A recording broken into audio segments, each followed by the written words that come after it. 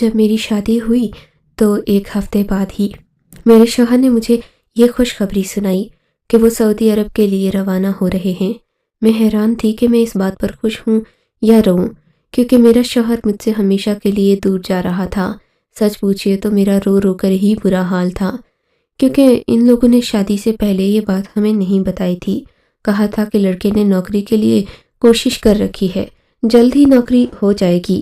ہم یہ تو نہیں جانتے تھے کہ میرے شوہر کی نوکری سعودی عرب ہوگی۔ خیر سے اب کیا کر سکتے تھے۔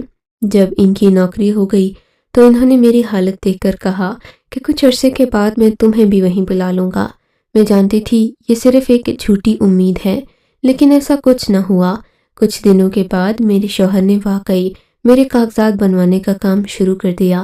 اگرچہ میری ساس کو اس بات سے بہت تکلیف ہوئی کہ بہو بیٹے کے ساتھ اکیلے کیوں رہے، لیکن میرے شوہر نے کہا کہ ماں تو انسان کے بغیر رہ سکتی ہے، لیکن بیوی کو تو شرعی طور پر بھی الگ رکھنے کی اجازت نہیں۔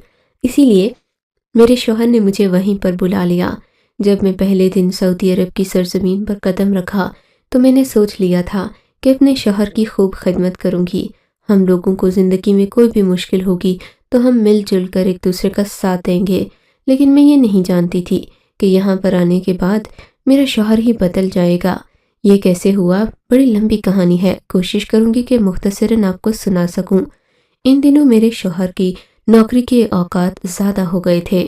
وہ اکثر رات کو لیٹ آنے لگے تھے۔ جب گھر آتے تو پریشان بھی ہوتے۔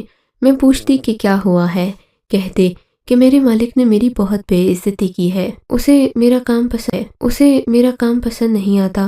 خدا جانے کہ کیا بات ہے، پہلے تو سب کچھ بہت ٹھیک ٹھاک چل رہا تھا، بس کچھ ہی دنوں سے ایسا ہو رہا ہے۔ مجھ جیسے سادہ سی گھریلو عورت اب اپنے شوہر کے لیے کچھ کر بھی نہیں سکتی، نہ اس کے کاروباری مصروفیات یا مشکلات کو سمجھتی ہے۔ میں بس انہیں تسلی ہی دیتی رہتی کہ سب ٹھیک ہو جائے گا، پر میں یہ نہیں جانتی تھی کہ ایک دن سب کچھ بہت زیادہ بگڑ جائے گا۔ یہ اس دن کی بات ہے جب جمعرات کا دن تھا۔ ہمارے گھر میں ایک مہمان آیا تھا۔ میرے شوہر نے مجھ سے کہا کہ تم کسی صورت بھی اس کے سامنے نہیں آنا۔ پھر نہ جانے کیا ہوا، وہ دروازے سے باہر جانے لگا تو میں بھی پیچھے پیچھے آ گئی۔ مجھے دروازہ بند کرنے کی عادت لاشعوری طور پر تھی، اس لیے میں پیچھے چلی گئی۔ اس مہمان نے مجھے مڑ کر پیچھے دیکھا، اس کی نظروں میں بہت شدت تھی، وہ بہت گہری نظر سے مجھے دیکھ کر گیا تھا۔ میرے شوہر نے مجھ سے کہا، پگلی میں نے تجھے منع بھی کیا تھا کہ اس کے سامنے نہیں آنا، یہ بڑا ہی عجیب و غریب انسان ہے۔ میں نے کہا یہ کون ہے؟ بولے کہ بس تم رہنے دو، اس کے بارے میں زیادہ جاننا بھی تمہارے لیے ٹھیک نہیں۔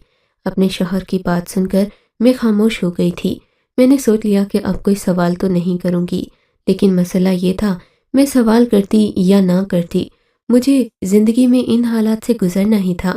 ایک دن کے میرے شوہر کے آفس سے کال آئی، کہا کہ آپ ان کے پاس آفس میں آ جائیں، ان کی طبیعت ٹھیک نہیں ہے، ہم انہیں اسپتال لے کر جا رہے ہیں۔ یہ سن کر میں بری طرح بے چین ہو گئی۔ میں اپنے شوہر سے بات بھی نہیں کر سکتی تھی کیونکہ ان کا تو نمبر ہی بند تھا۔ میں جتنی کوشش کرتی مجھے کوئی جواب نہیں مل رہا تھا۔ بالآخر میں خود ہی گھر سے نکل پڑی، لیکن یہ سوچے بغیر کہ میرے شوہر کے دفتر کا پتہ بھی میرے پاس نہیں ہے۔ میں اس کمپنی کا نام پوچھتی پاچھتی آگے بڑھ رہی تھی، تبھی مجھے گلی کے آخر میں کھڑی ایک بڑی سی کار نظر آئی۔ اس سے پہلے کہ میں اس کار سے پیچھے ہٹتی، اس نے آ کر مجھے زوردار ٹکر مار دی۔ مجھے کچھ ہوش نہیں رہا کہ میں کہاں ہوں اور کیا کر رہی ہوں۔ کئی گھنٹے غنودگی میں رہنے کے بعد جب میری آنکھ کھلی تو میں ہسپتال میں تھی۔ میں تو یہ بھول چکی تھی کہ میں کون ہوں، کیا ہوں۔ مجھے بس یہ نظر آ رہا تھا کہ میں ہسپتال کے ایک کمرے میں لیٹی ہوں، میرے جسم پر بے شمار پٹیاں بندھی گئی ہیں۔ خدا جانے اب میرے ساتھ کیا ہوگا۔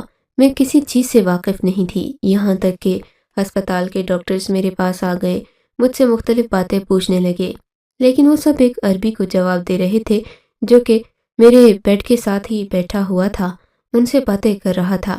میں سمجھی نہیں تھی کہ یہ ہو کیا رہا، یہ عربی کون تھا اور مجھے یہاں کیوں لایا تھا۔ کافی دیر یہی سلسلہ چلتا رہا، یہاں تک کہ لیٹے لیٹے مجھے 2-3 گھنٹے گزر گئے۔ تب ان لوگوں نے مجھے ڈسچارج کرنے کا فیصلہ کیا، لیکن ڈسچارج کرنے کے لیے مجھے میرے شوہر کے ساتھ نہیں بلکہ اسی آدمی کے ساتھ بھیج دیا۔ مجھے تھوڑی تھوڑی چیزیں یاد آ رہی تھیں، اتنا تو میں سمجھتی تھی کہ یہ آدمی میرا شوہر نہیں تھا۔ وہ مجھے لے کر وہاں سے اپنے گھر لے آیا۔ میں بس حیرت سے اس کے گھر کو دیکھ رہی تھی۔ اس کے گھر میں جا بجا ریشمی پردے لٹک رہے تھے۔ گھر کے بستر اور فرنیچر بہت ہی زیادہ خوبصورت تھا۔ بڑی سی دیوار پر ٹی وی لگایا گیا تھا۔ وہ مجھے اس کمرے میں بٹھا کر بولا، تم ٹی وی دیکھو، میں ذرا اپنا کام کر کے آتا ہوں۔ یہاں رہنے کے بعد مجھے کافی عربی سمجھ آنے لگی تھی۔ وہ آدمی عربی لگتا تھا، اس کی باتیں بھی عربی میں تھیں، پر عجیب بات تو یہ تھی کہ اس کے گھر میں بس دیکھتی تو گھر خالی ہی تھا۔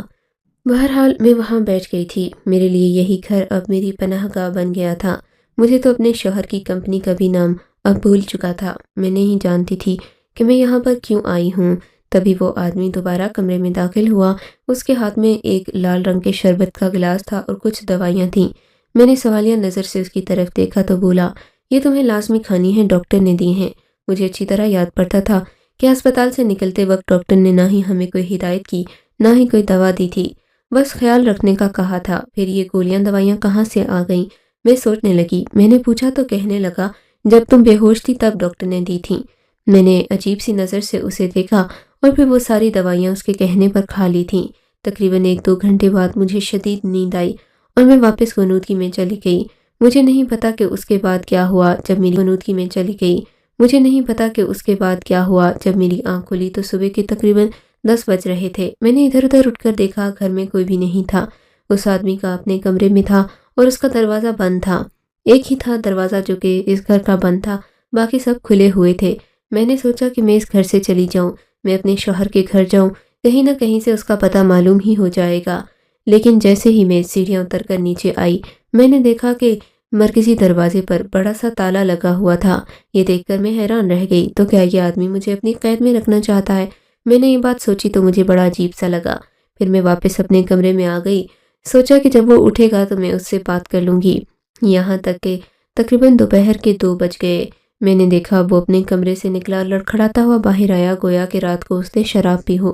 مجھے بڑا عجیب لگ رہا تھا۔ میں نے اس سے کہا کہ میں گھر جانا چاہتی ہوں، تمہیں اپنے شوہر کا پتہ بھی نہیں یاد؟ اگر اس طرح کھو گئی تو کسی کے ہتھے لگ جاؤ گی، اور جانتی ہو نا ایسی عورت کے ساتھ کیا ہوتا ہے۔ اس نے مجھے اتنا ڈرایا دھمکایا کہ میں چپ ہو گئی تھی۔ میں نے سوچا کہ میں کیا کروں، اب مجھے کچھ نہ کچھ تو کرنا ہی تھا۔ اس گھر میں رہ کر میں بہت پریشان ہو رہی تھی۔ وہ مجھے دن بدن یہی کہتا کہ اب تم یہیں رہ جاؤ، میرے گھر میں رہو اور کہیں نہ جاؤ۔ کچھ دن گزرے تو اس کی اصلیت زیادہ کھل کر سامنے آنے لگی۔ اس نے مجھ سے کہا، اگر تم بحفاظت میرے گھر پہ رہنا چاہتی ہو تو مجھ سے نکاح کر لو، کیونکہ ایسا نہیں ہو سکتا کہ تم میرے گھر میں ایک غیر محرم کی حیثیت سے رہو۔ میں نے کہا، میں تم سے نکاح نہیں کروں گی، مجھے اپنے گھر جانا ہے۔ کہنے لگا، تمہارا تو کوئی شوہر ہی نہیں، تم تو کنواری ہی تھی اور رہو گی، اس لیے اگر تم برا نہ مانو تو مجھ سے نکاح کر لو۔ میں اس وقت بوکھلائی ہوئی تھی، دوائیوں کے زیر اثر تھی، مجھے کچھ سمجھ نہیں آتا تھا۔ بس جو بات وہ کہتا میں اس پر یقین کر لیتی۔ میں ابھی ہاں نہ کی کیفیت میں تھی کہ وہ ایک مولوی کو بھی لے آیا۔ اس سے کہا کہ ہمارا نکاح پڑھا دو، اپنے دوستوں کو بھی گھر میں دعوت پر مدعو کر دیا، یہاں تک کہ کافی سارے لوگ اکٹھے ہو گئے، نکاح کے انتظامات بھی ہو گئے۔ مجھے سمجھ نہیں آئی کہ میں نے نہ کرنی تھی یا نہیں، یوں میرا نکاح بھی میری بے خبری میں پڑھا دیا گیا۔ میں تو ایسی دوائیوں کے زیر اثر تھی کہ یہ بھی نہیں دیکھ سکی کہ میرے شوہر کا نام کیا ہے۔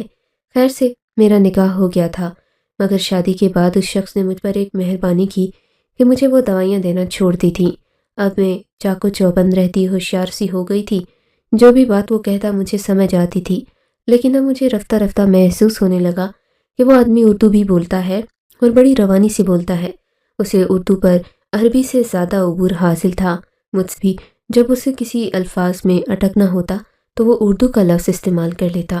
ایسی جگہوں سے مجھے شک ہوتا کہ وہ پاکستانی ہے، ہرگز عربی نہیں ہے۔ باقی بھی کئی باتیں تھیں جو وہ اس طرح سے کرتا جیسے کوئی پاکستانی ہو۔ میں نے اس بات کی کھوج لگانے کا فیصلہ کر لیا۔ اس کے گھر میں ایک کمرہ تھا جہاں پر وہ مجھے جانے کی اجازت نہیں دیتا تھا۔ وہ کمرہ ہر وقت ہی بند رہتا تھا، اس میں کبھی کوئی آتا جاتا نہیں تھا۔ میں نے سوچ لیا، میں کچھ بھی کر کے اب اس آدمی کے اس کمرے میں جا کر ہی رہوں گی جس نے مجھ سے چھپا کر رکھا ہے، بڑے ہی خفیہ طریقے سے۔ ایک دن جب کہ وہ بازار گیا تو میں نے دروازے کو کھولنے کی کوشش کی، پر حیرت تو اس بات کی ہوئی تھی دروازے کو اندر سے تالا لگایا گیا تھا، یعنی کہ چابی کی ضرورت تھی۔ میرے دلچسپی میں اور زیادہ اضافہ ہو گیا۔ اس دن میں نے اس گھر کو پوری طرح گھوم پھر کر دیکھا، کچن میں بھی گئی، کچن میں مختلف چیزیں پڑی تھیں، کچھ دوائیاں جڑی بوٹیاں بھی تھیں۔ پھر میری نظر ان دوائیوں پر پڑی جو کہ میرے شوہر نے میرے لیے ہی رکھی ہوئی تھیں۔ وہ اکثر ان دوائیوں کا استعمال مجھے کروایا کرتا تھا۔ میں نے بیٹھ کر ان دوائیوں کے ڈبے دیکھنا شروع کر دیے۔ معلوم ہوا کہ یہ تو نیند کی دوائیں ہیں۔ مجھے بڑی حیرت ہوئی تھی۔ میں نے سوچا کہ آج یہی دوا میں اپنے شوہر کو کھلاؤں گی، اس کی جیب سے یا کہیں سے بھی چابیاں نکال کر رہوں گی۔ ایسا ہی ہوا۔ جب وہ رات کو گھر آیا میں نے اسے چائے میں ملا کر گولیاں دے دی جو وہ پہلے مجھے دیا کرتا تھا۔ گولی کھا کر میرے شوہر کو خوب نیند آئی، یہاں تک کہ وہ سو گیا۔ جب سو گیا تو میں نے اس کی جیبوں کی اچھی طرح سے تلاشی لی، اس میں چابیوں کے گچھے پڑے تھے۔ میں دن بھر کی سوئی ہوئی تھی، نہ مجھے نیند آئی تھی نہ مجھے تھکاوٹ ہوئی تھی، اور یہ گولیاں تو ایسی تھیں کہ کھاتے ہی 2 گھنٹے کے اندر میرا شوہر بے ہوش سا ہو گیا۔ میں نے فوراً سے جا کر اس کمرے کو کھولا اندر سے کہ اگر وہ اپنے ہوش میں آ کر مجھے ڈھونڈنے کی کوشش بھی کرے تو اسے سمجھ نہ آئے۔ میں کمرے میں آ گئی۔ میں نے دیکھا کمرے میں اندر مکمل اندھیرا تھا۔ کمرے کو روشن کیا تو میں یہ دیکھ کر حیران رہ گئی کہ یہ بہت ہی پراسرار اور عجیب و غریب سا کمرہ تھا۔ میں اسے دیکھنے لگی تو دیکھتی ہی رہ گئی تھی۔ اس میں کچھ تصویریں رکھی ہوئی تھیں اور کچھ بڑی بڑی کالے رنگ کی کتابیں جن کو دیکھ کر سمجھ نہ آتی تھی کہ یہ ہے کیا۔ میں نے تصویروں سے شروع کیا۔ میری یہ دیکھ کر جان ہی نکل گئی کہ میرا شوہر میرے پرانے شوہر کے ساتھ کھڑا تھا۔ مجھے سب کچھ یاد آنے لگا۔ میں اپنے شوہر کی تصویر کو دیکھ کر اچھی طرح پہچان گئی تھی کہ یہ میرا شوہر ہے، اور دوسری تصویر دیکھ کر میری تو جان ہی نکل گئی۔ یہ میری اور میرے شوہر کی شادی کی تصویر تھی۔ میں یہ دیکھ کر بری طرح رونے لگی تھی۔ میری سسکیوں کی آواز باہر نہ چلی جائے اس لیے خاموش ہو گئی، خاموش ہونے کی کوشش کرنے لگی۔ اب مجھے سب کچھ یاد آ رہا تھا۔ میں جان گئی تھی یہ شخص میرا اصل شوہر نہیں ہے، اس نے مجھ سے بعد میں بلا وجہ جھوٹ بول کر نکاح کیا۔ میں اب ساری چیزیں دیکھتی جا رہی تھی، یہاں تک کہ میری نظر اس کالی کتاب پر پڑی۔ میں نے دیکھا اس کالی کتاب میں اردو میں بہت سارے عملیات لکھے ہوئے تھے، جبکہ اس کمرے میں ایک برتن پڑا ہوا تھا جس میں ٹھنڈا پانی تھا، اور اس پانی کے اندر ایک مردہ مچھلی بھی پڑی ہوئی تھی۔ اسے دیکھ کر مجھے تو الٹی سی آ گئی۔ میں نے فوراً ہی اس برتن کا ڈھکن بند کر دیا، ان کتابوں کو دیکھنے لگی۔ ان پر بہت سارے عملیات لکھے ہوئے تھے، کچھ کے نیچے لائن لگا کر اس نے واضح کیا ہوا تھا کہ یہ عملیات وہ کر رہا ہے۔ میں دیکھتی جا رہی تھی۔ مجھے لگا کہ میرا شوہر تو کوئی جادوگر ہے، لیکن اس سے پہلے کہ میں کمرے کو مزید دیکھتی، گھر میں ہڑبڑی سی ہونے لگی۔ مجھے دروازہ کھول کر باہر آنا پڑا۔ میں نے چپکے سے چابی اپنے باشندر کے کمرے میں گئی۔ میں نے دیکھا وہ نیند میں خود کو تھپڑ مار رہا تھا، بری طرح سے چلا رہا تھا۔ وہ اردو میں ہی چلا رہا تھا، مجھے چھوڑ دو، میں آئندہ سے تم جو کہو گے وہی کروں گا، آئندہ کے بعد یہ گستاخی نہیں ہوگی مجھ سے۔ میں سمجھ نہیں پا رہی تھی کہ میرے شوہر کو ہوا کیا ہے۔ میں نے جلدی سے وہ چابیاں اپنے پاس والی ٹیبل پر رکھ دی۔ میں نے دیکھا میرا شوہر ہڑبڑاتے ہوئے جاگ گیا۔ میں نے اس سے پوچھا کہ کیا ہوا؟ بولا کہ تم نے کیا، سچ سچ بتاؤ، تم نے اس چائے میں نیند کی دوا ملائی تھی کیا؟ میں نے نفی میں سر ہلا دیا۔ تو پھر مجھے اتنی نیند کیسے آئی؟ یہ کام تو میری پڑھائی کا ہے۔ کون سی پڑھائی؟ تمہیں نہیں پتا؟ میں نوکری کرتا ہوں، مجھے کام کے لیے پڑھائی کرنا پڑتی ہے۔ ہٹو میرے راستے سے، میں اپنے کمرے میں جانا چاہتا ہوں۔ یہ کہہ کر میرا شوہر اٹھا اور پھر واپس آ گیا۔ بولا کہ میری چابیاں کہاں ہیں؟ میں نے کہا آپ سو گئے تھے، میں نے سوچا آپ کو چبھ نہ جائیں اس لیے آپ کی جیب سے نکال کر میز پر رکھ دی تھی۔ اس نے مجھے غصے سے دیکھا اور بولا آئندہ میری چابیوں کو ہاتھ بھی مت لگانا، سمجھ آئی تمہیں؟ میں اپنے شوہر کی یہ بات سن کر لرز کر رہ گئی تھی۔ وہ بہت غصے میں لگ رہا تھا۔ اس نے اپنی چابیاں اٹھائیں اور اسی کمرے کو جا کر کھول دیا، پھر اس نے کمرے کو اندر سے بند کر دیا۔ میں اندر جھانک بھی نہیں سکتی تھی کیونکہ اس کمرے کی کوئی کھڑکی نہیں تھی۔ میں باہر بیٹھی انتظار کرتی رہی، سوچا کہ وہ باہر آئے گا تو ضرور پوچھوں گی۔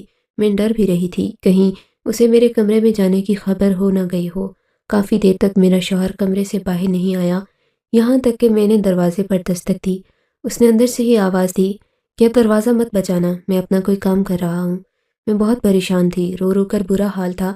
میں نے وضو کیا، جائے نماز بچھائی، اللہ کے سامنے دعا کرنے لگی کہ یا اللہ مجھے صبر دے، مجھے ہمت دے اور میرے دماغ کو وہ روشنی عطا کر کے میں ان حالات کو سمجھ سکوں۔ میں نے نماز پڑھی، دعا کی، اللہ کا شکر ادا کیا کہ میرے رب نے مجھے کسی برے حالات کا شکار ہونے سے بچا لیا۔ میں پھر بھی اللہ کی شکر گزار تھی۔ تھوڑی دیر کے بعد میرا شوہر واپس اسی کمرے میں چلا گیا، اب کہ اس نے کمرے کا دروازہ کھلا چھوڑ دیا تھا۔ میں نے دیکھا وہاں جاتے ہی وہ اسی مچھلی والے برتن کے پاس بیٹھا کچھ بڑبڑا رہا تھا۔ میں اسے دیکھ کر چپ ہو گئی تھی۔ آج اسے غصہ بھی آ رہا تھا۔ پھر وہ اس مچھلی والے برتن کو لے کر اپنے کمرے میں آ گیا اور بولا، آج یہ یہیں رہے گی، اور ہاں، تم جا کر دوسرے کمرے میں سو جاؤ۔ میں اس کی باتوں پر حیران تھی۔ دوسرے کمرے میں کیا جاتی؟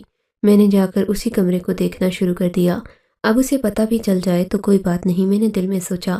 یہاں آ کر میں وہ تصویریں دیکھنے لگی۔ وہی ہوا جس کا ڈر تھا۔ تھوڑی دیر بعد وہ میرے سر پر آ کر کھڑا ہو گیا، چلاتے ہوئے بولا، میں نے تمہیں منع کیا تھا اس کمرے میں نہیں۔ میں نے روتے ہوئے کہا، تم نے مجھے دھوکہ دیا ہے، تم عربی نہیں ہو، پاکستانی ہو تم۔ یہ دیکھو میرے شوہر کی تصویر تمہارے ساتھ، تم اس کے بچپن کے دوست ہو، شرم کرو، تم نے اسے دھوکہ دیا۔ کیوں کیا ایسے؟ مجھے صرف اتنا بتا دو۔ میری بات سن کر اس کے ہوش و حواس ہی اڑ گئے تھے۔ میں اپنے شوہر کو پہچانتی تھی۔ چلا کر بولا، وہ کنگال تمہارے قابل نہیں تھا۔ میں نے تمہیں حاصل کرنے کے بہت جتن کیے، اس کو یہ بھی بتایا کہ تم بہت خوبصورت ہو، لیکن وہ میرے اشارے سمجھ نہیں پایا۔ میں نے تمہارے لیے بہت عمل کیے، یہاں تک کہ تمہیں یہاں تک لانے میں میرا ہی ہاتھ ہے۔ میں بہت عرصہ پہلے سے تم سے شادی کرنا چاہتا تھا، اس وقت سے جب سے تمہارے شوہر نے مجھے تمہاری تصویر دکھائی تھی، اور تم ہو کہ مجھ سے ہر روز بے رخی سے پیش آتی ہو۔ بہت صبر کیا ہے میں نے، پر اب میں مزید صبر نہیں کروں گا۔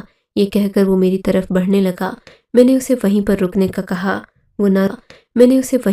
کا کہا، وہ نہ رکا تو میں نے پاس سے ہی ایک چیز اٹھا کر اس کے سر پر دے ماری، اور پھر بس کیا تھا، وہ جا کر بے ہوش ہو گیا، زمین پر گر پڑا۔ میں نے دیکھا اس کی عملیات والی مچھلیاں اور باقی چیزوں سے بدبو پھوٹ رہی تھی۔ وہ اپنے ہی آپ میں رہ رہ کر پاگل ہو چکا تھا۔ اس نے مجھے بھی پاگل بنانے کی کوشش کی۔ میں اپنے شوہر کی تصویر لے کر وہاں سے نکل پڑی تھی۔